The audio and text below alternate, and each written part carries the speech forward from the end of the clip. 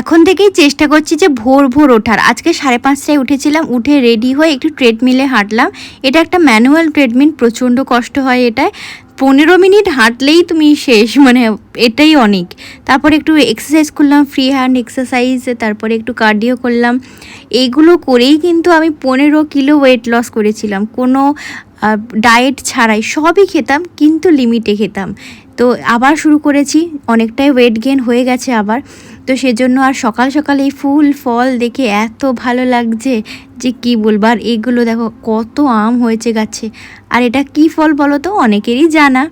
এই যে স্টুডেন্টরা এসে প্রণাম করে দৌড় দিল, ওরা সকালে পড়তে এসেছিলো, এখন পরীক্ষা দিতে যাচ্ছে। সত্যি ওরা যে কি লিখবে এইটুকুটুকু খুদেগুলো।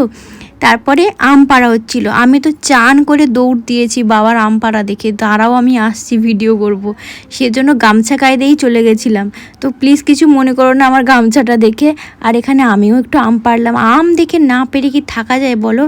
এই গাছের আমগুলো সব পেরে নেওয়া হলো, আর এখন